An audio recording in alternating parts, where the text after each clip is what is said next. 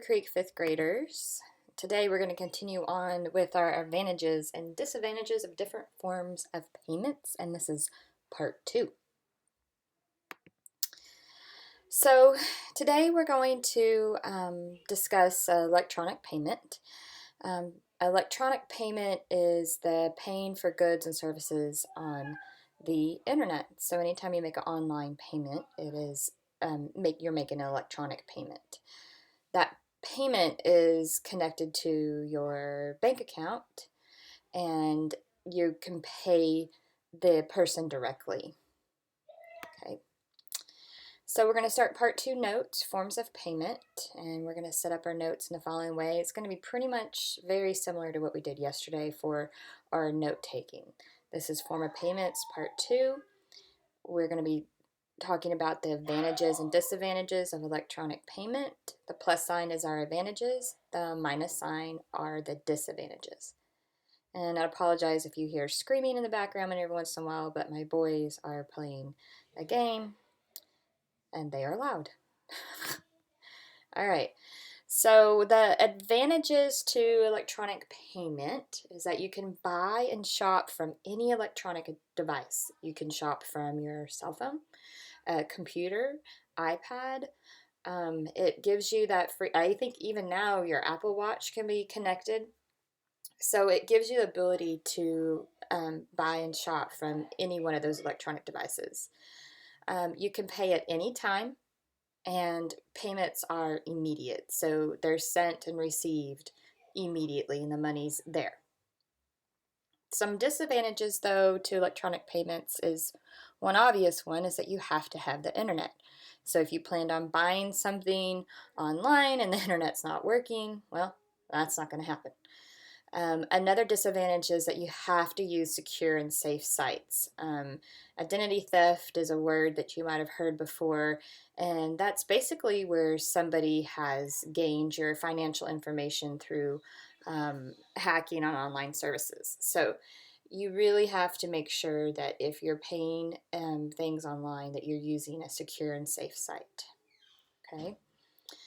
And our next form of payment is cash. Everybody's favorite, right? Everybody should be familiar with cash. It's just basically currency or coins that are exchanged for goods and services. So we're going to add cash to our notes. We're going to do a plus sign for the advantages and a minus sign for the disadvantages.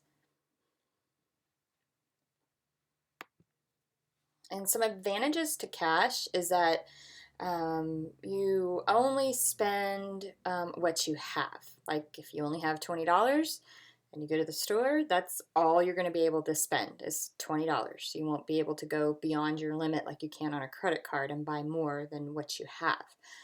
So you only spend what you have. It protects your identity. There's no identity to hack into or steal.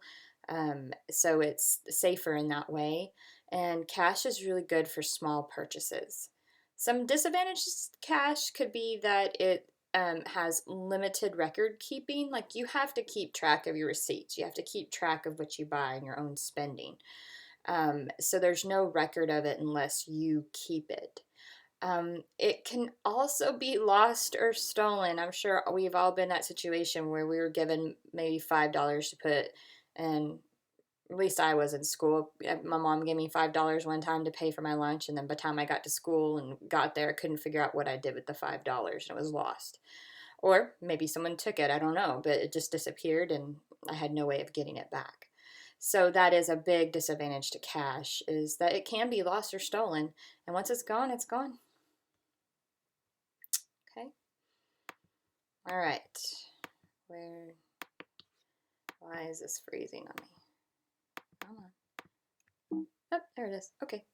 So here's what our completed notes are going to look like. Today's part 2 is really short. That's it. You know all your form of payments.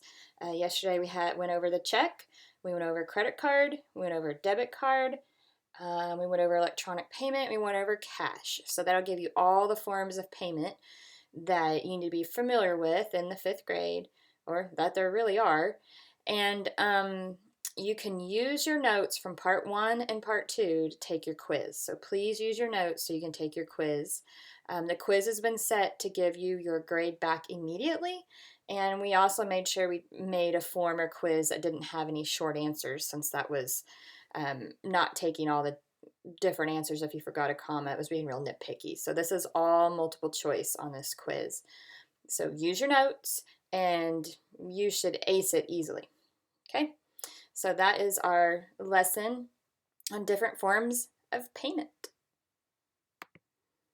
And good luck on your quiz.